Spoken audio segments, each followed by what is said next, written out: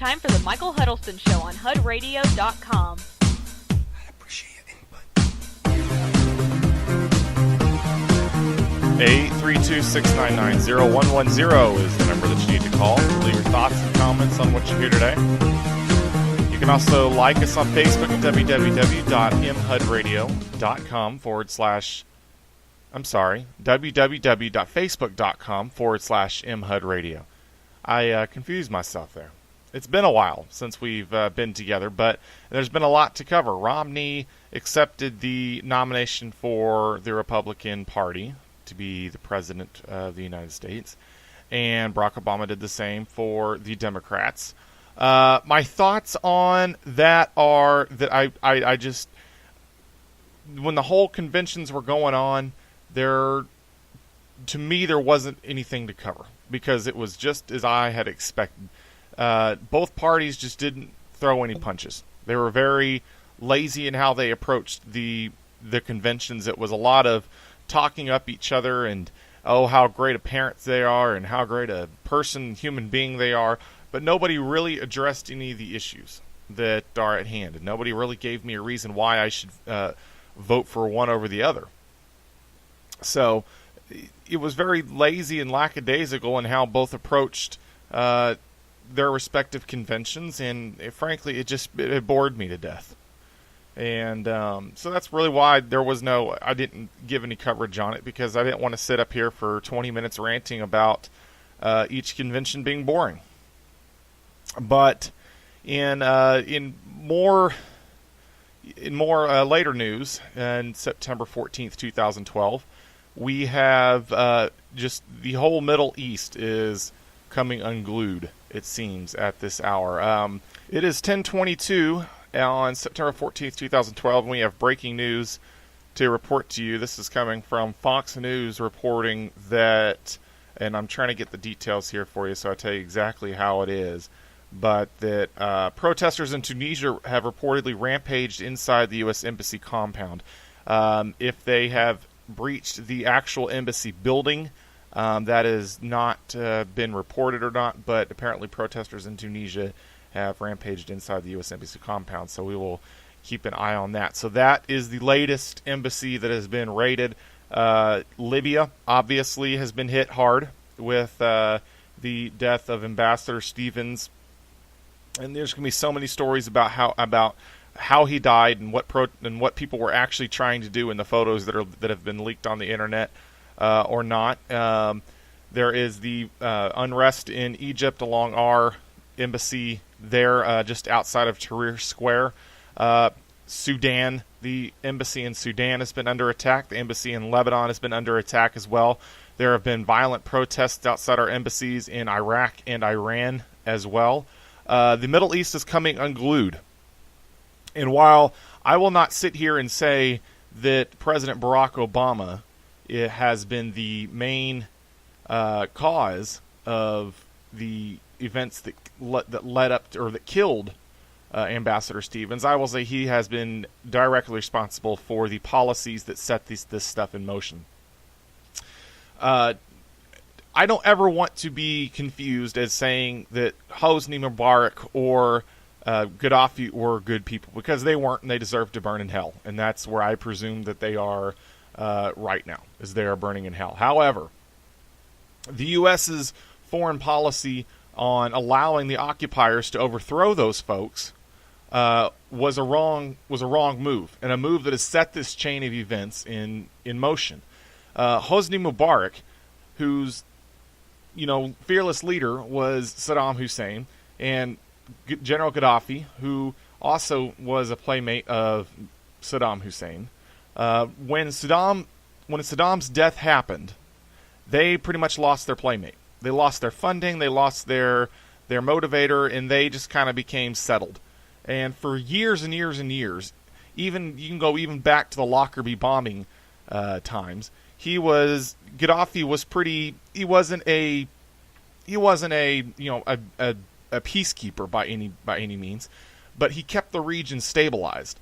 Meaning that in Libya, whenever the Sunnis and the Shiites and the Kurds decided they wanted to fight it out, Gaddafi just put his foot on it immediately and said, "No, don't you do that. Get back in spot. You know your territories." And they all kind of dispersed and went back into their holes in the ground. And the same thing happened in Egypt. There was never any of this talk of protesting, and then when there was the talk of protesting it and overthrowing the government, it didn't get very far because Hosni Mubarak put his foot down and people stopped. And the Muslim Brotherhood would have never been allowed to be as influential in Egypt and Libya as they are today had those two leaders still been in power. The death of these individuals is not the direct reason why the Middle East is coming unglued, but there is no leadership in the Middle East, and that is why it's coming unglued. You are seeing this Arab Spring become out of control because there's nobody there anymore who's going to step their foot down. When Reagan entered office, the first thing he did within the first 5 hours, the Iranian hostages were freed, and it wasn't because anything that the United States did, rather than they were scared to death of Reagan. And they said, "Okay, goodbye. We understand." And then George Bush the first came into office and then helped out the invasion of Kuwait. And so everybody was afraid of Bush and said, "We're not going to try anything there." And then Clinton came into office and would always send cruise missiles and destroy stuff whenever somebody stepped out of line. So they weren't afraid of him. And everybody knew that George Bush had a screw loose, as evidenced with invading every country in the Middle East during the after 9/11. So nobody wanted to test his patience either. But when Barack Obama was elected and came into office in 2008, he did something totally different than every president has ever done. And that was his first international trip was to Cairo in Tahrir Square, where he went and apologized for American behavior. Well, heck, if the American president is apologizing for American behavior on our own soil, then shoot, we know he's not going to keep the peace. So that was in evidence license to kill for these protesters. They could do whatever they wanted because they knew the U.S. wasn't going to come down on them. All they had to do was get rid of Gaddafi and get rid of Mubarak. Well, how easy is that? When you don't have the United States backing Gaddafi and Mubarak, then we're going to get rid of them easily. And then the Muslim Brotherhood took over. So this is why these chain of events are scary. Because now everybody has their guns pointed towards the United States and Israel. And the Israeli Prime Minister Netanyahu trying to meet with President Obama this week to discuss what's going on in the Middle East and how to secure Israel. And Obama's blowing him off so that he can go to a fundraising dinner with Beyonce and Jay-Z. Why do we keep defending this president? You are seeing what's going on in the Middle East, and we're doing nothing. He sent 2 battleships to the off the coast of Libya in the Mediterranean. He sent a bunch of drones, but they're not going to be used, people.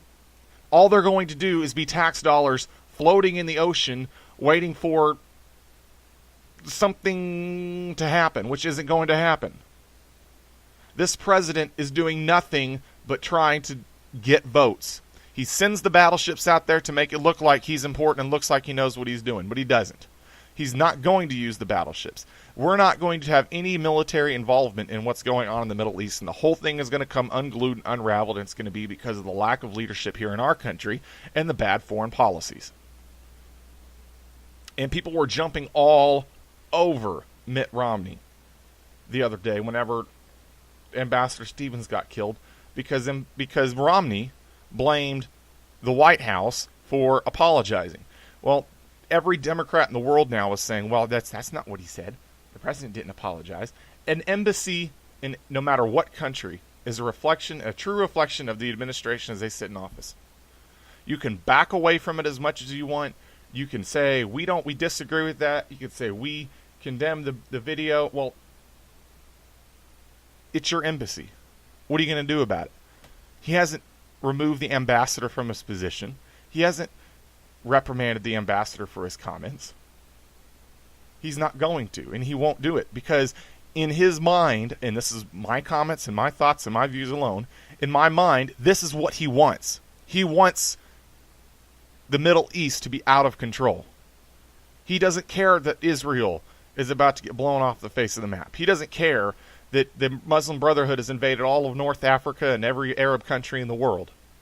This is Obama's America, not to steal from Dinesh D'Souza.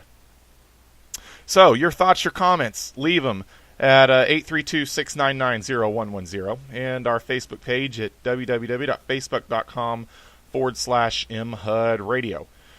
So, want to hear your thoughts and your comments. We'll talk more about this. We'll keep an eye on what's going on in all the Arab countries so that we can keep you up to date on those.